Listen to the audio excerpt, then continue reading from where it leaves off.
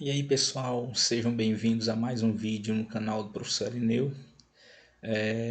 A gente vai dar início agora à aula número 2 de probabilidade, dando continuidade àquilo que a gente viu na aula anterior, onde a gente definiu o conceito de probabilidade, falamos sobre experimentos aleatórios, experimentos determinísticos, resolvemos alguns exemplos e deixamos alguns exercícios propostos para vocês fazerem.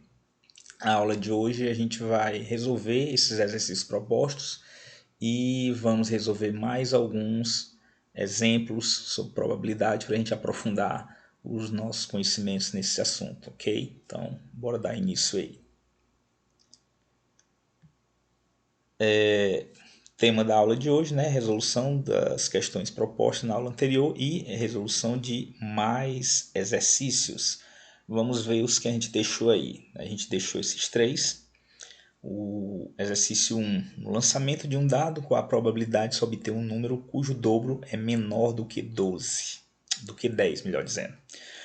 Lançando-se duas moedas diferentes, com a probabilidade de se obter no mínimo uma cara.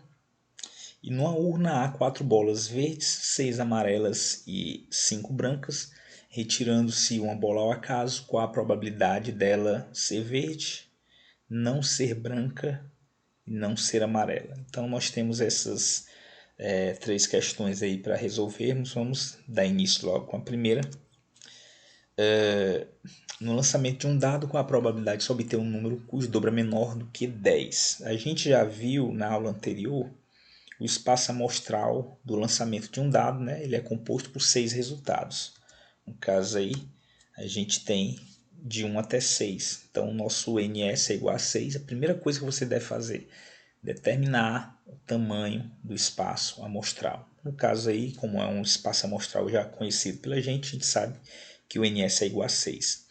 Já o evento obter um número cujo dobro é menor do que 10, ele vai acontecer com 1, cujo dobro é 2, né? 1, 2, cujo dobro é 4, 3, cujo dobro é 6 e 4, cujo dobro é 8. O 5 e o 6 já têm dobros 10 e 12 respectivamente, não entram neste evento. Logo, o nosso evento vai ter 4 resultados. Então, a probabilidade de ocorrer esse evento vai ser dada, né, pelo nosso NE por NS. Né? Você divide o número de elementos do evento pelo número de elementos do espaço amostral, no caso aí 4 sobre 6, ou 2 terços simplificados, que dá 0,666, etc., uma dízima periódica, que nós, né, aproximadamente dizemos que é 66,66%. Lembrando mais uma vez que eu estou sempre apresentando para vocês a probabilidade nas três maneiras de que ela apresenta-se, né? Na forma de fração, na forma decimal e na forma de porcentagem. Então, esse daí é a solução da primeira questão. Acredito que vocês não devem ter tido dificuldade. Vamos para o exercício de número 2. Lançando-se duas moedas diferentes, com a probabilidade de se obter no mínimo uma cara. Nós não fizemos, né, na aula anterior nenhum exercício sobre o espaço amostral do lançamento de moedas. Vamos, né, fazer isso agora. No caso, logo com duas moedas, né? O espaço amostral do lançamento de duas moedas ele vai ser composto por resultados que são o que saiu na primeira moeda e o que saiu na segunda moeda. Vão ser pares de resultados, né? No caso aí a gente vai ter os seguintes resultados: cara e cara, cara coroa, coroa cara, coroa coroa. São os resultados possíveis no lançamento de duas moedas. E obviamente a gente percebe aí que nós vamos ter 4 resultados possíveis, né?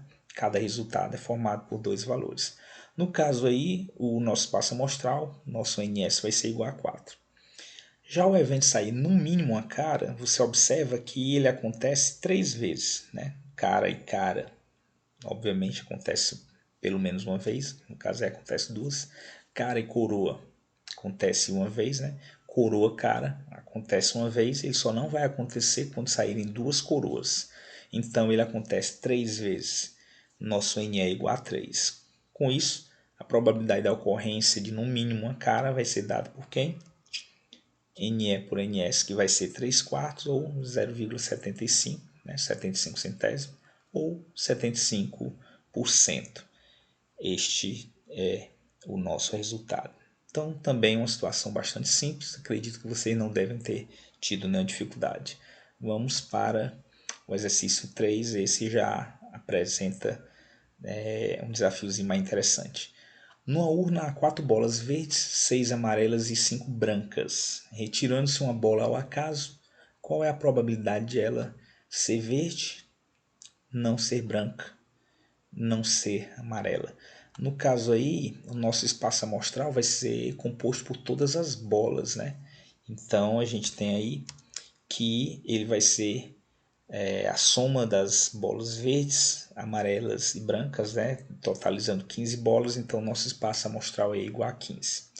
No item A, eu quero a probabilidade de a bola ser verde. Então, nosso evento aí é a bola ser verde. Você percebe que temos 4 bolas verdes, então nosso NA, né, vai ser 4. Assim, a probabilidade desse evento vai ser NA por NS, que é 4 quinzeavos, que dá 0,266, etc., que é aproximadamente 26,66%. Então, mais uma vez, a gente determina o tamanho do espaço amostral, determina o tamanho do evento e divide um pelo outro, e a gente encontra a probabilidade. Isso aí é a resposta do item A. Vamos para o item B. O espaço amostral é o mesmo. No caso aí, ele quer que não seja branca. É interessante aqui, quando eu digo não ser branca nessa urna, com essas 3 cores, é equivalente eu dizer que ela deve ser verde ou amarela. Nesse caso aí, eu calcular a probabilidade de ela não ser branca, significa eu calcular a probabilidade de ela ser verde ou amarela. Nesse caso aí, eu vou somar as duas chances, né, de ela ser verde 4, de ela ser amarela 6. Então eu vou ter aí que o meu espaço amostral vai ser, no meu evento B, no caso, vai ser igual a 10. Então essa é uma característica que a gente encontra em algumas situações de probabilidade onde você ter eventos equivalentes, né? No caso, ela não ser branca é equivalente a ela ser verde ou amarela. Então, você fazer essa relação é interessante, que às vezes você vai resolver um problema de probabilidade e você não encontra a solução, né, a saída quando você quer calcular aquela probabilidade diretamente. Quando você pega um equivalente, torna-se mais acessível. Então é interessante fazer isso. No nosso caso aí, então a gente pegou a probabilidade de ela ser verde ou amarela, no caso somando as duas possibilidades, dá 10. Logo, a nossa probabilidade aí vai ser 10 quinzeavos, ou 2 terços, ou 0,666, etc., que dá aproximadamente 66,66%. Então, nesse item aí, o que fica latente é essa situação da probabilidade equivalente, beleza? No caso do item C, é bastante similar. A gente quer que ela não seja amarela. No caso aí, não ser amarela significa ser verde ou ser branca. No caso aí é 4 mais 5, né, que é o nosso espaço amostral, nosso evento, melhor dizendo, de ela ser verde ou ser branca. Logo, a probabilidade vai ser 9 quinzeavos, ou simplificando aí 3 quintos, 0,6 ou 60%. Então, o item C também é a solução similar à do item B, eventos equivalentes. Então acredito que vocês devem ter conseguido resolver esses 3 exercícios, que não apresentam tanta dificuldade. Obviamente o mais interessante aí é o exercício de número 3. Vamos agora resolver alguns exemplos de probabilidade para a gente ir aprofundando os nossos conhecimentos, ok? Então o primeiro exemplo da aula de hoje no lançamento de 2 dados distintos, qual a probabilidade de não sair soma igual a 11? Nós já vimos que o espaço amostral de 2 dados distintos, ele tem 36 possibilidades, né? 6 do primeiro vezes 6 do segundo. princípio fundamental da contagem, como a gente viu anteriormente. Então a gente tem aí 36 é o tamanho do nosso espaço amostral. Já a soma 11, veja bem, eu quero a probabilidade de não sair soma igual a 11. Ora, a soma 11 ela acontece apenas em dois casos, 5 e 6 ou 6 e 5.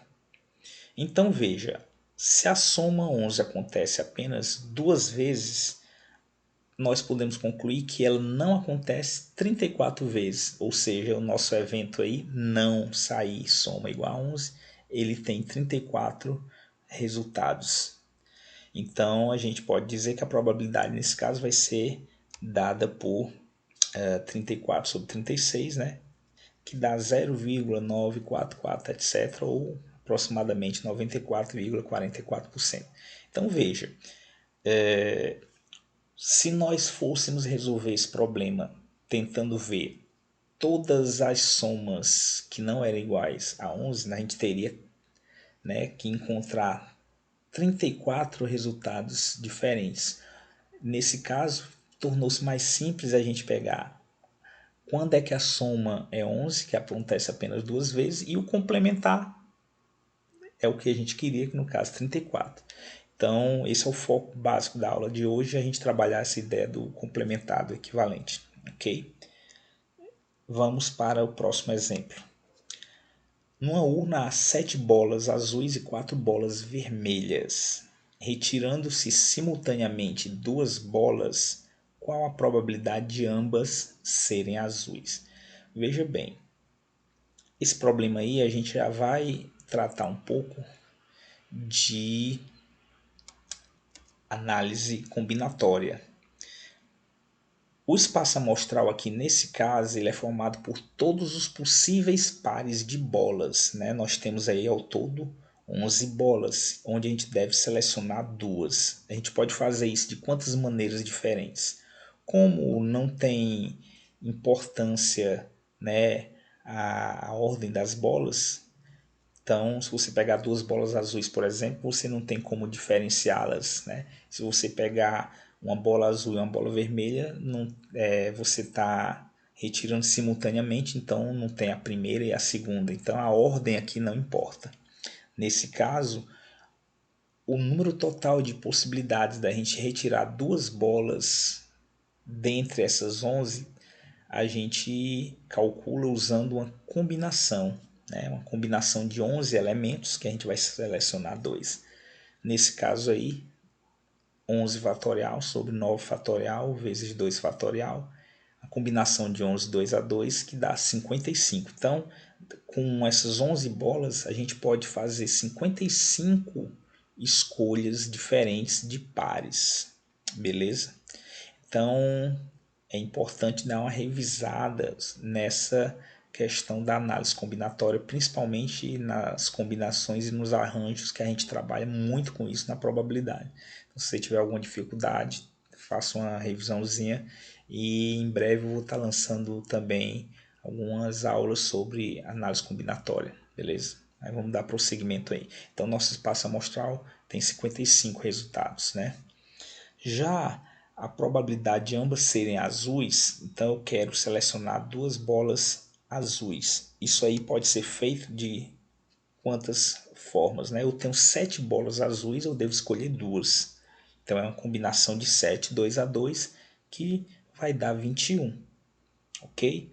Então veja, a probabilidade então de ambas serem azuis vai ser dada por 21 sobre 55, que dá 0,38181, etc., uma dízima periódica, que é aproximadamente 38,18%.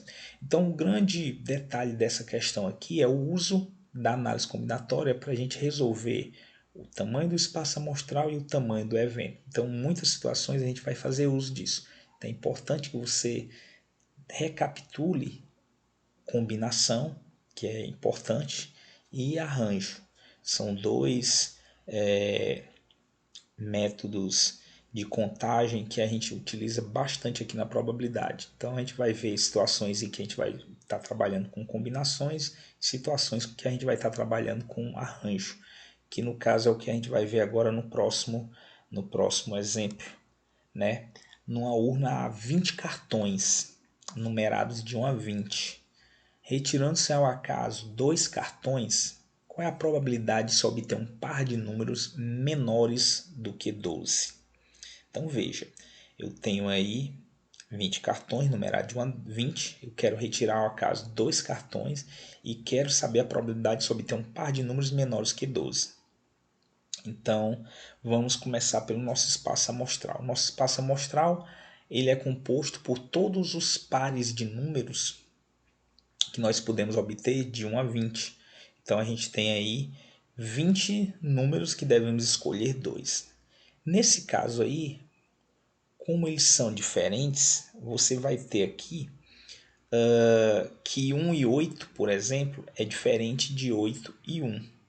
Nesse caso aí, nós temos um número total de pares dado por um arranjo de 20 elementos 2 a 2.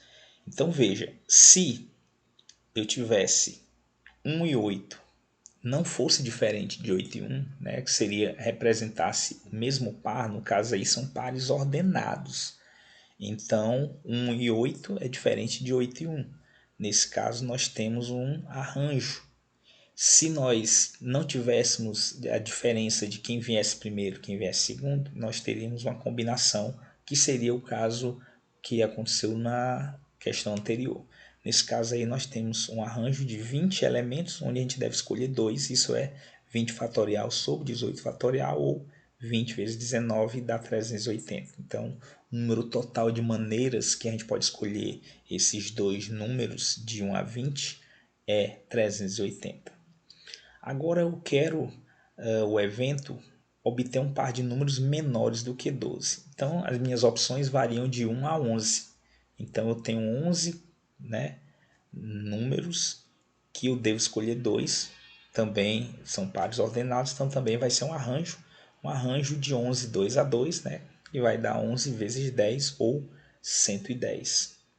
Logo, a probabilidade aí de eu sortear, né, ou obter um par de números que seja menores, os dois, né, menores do que 12, vai ser dado por 110 sobre 380, que dá aproximadamente 0,2894 ou 28,94%.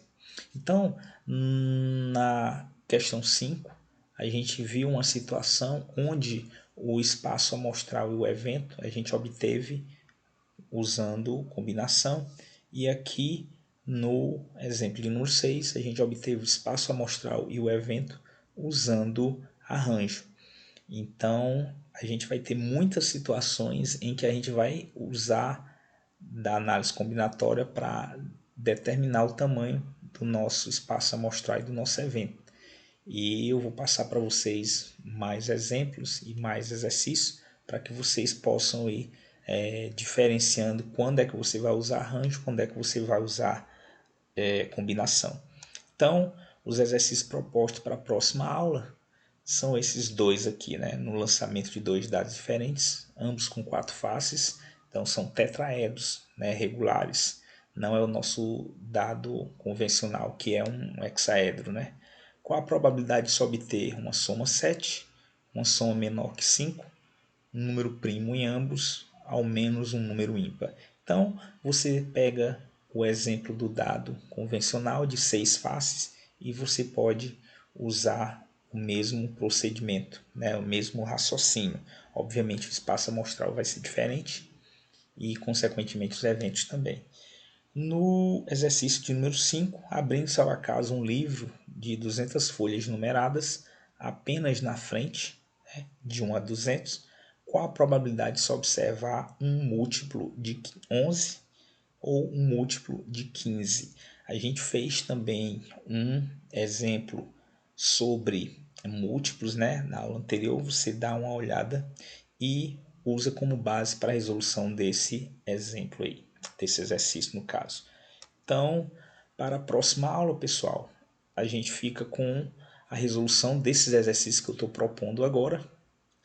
E a gente vai falar sobre adição de probabilidades, né? Vamos dar continuidade aqui à parte teórica de probabilidade, onde a gente vai falar sobre adição de probabilidades, resolver alguns exercícios também. Se vocês tiverem alguma dúvida sobre esse tema que a gente está abordando até agora, botem aí as suas dúvidas nos comentários que eu leio e com certeza na próxima aula estarei tirando essas dúvidas. E não esqueça de dar um apoio para a gente aí, dando um likezinho aí no nosso vídeo e se inscrevendo no canal da gente para dar um reforço aí para o nosso trabalho, beleza? Na próxima semana a gente volta com mais uma aula de probabilidade. Um abraço para vocês aí e até a próxima aula.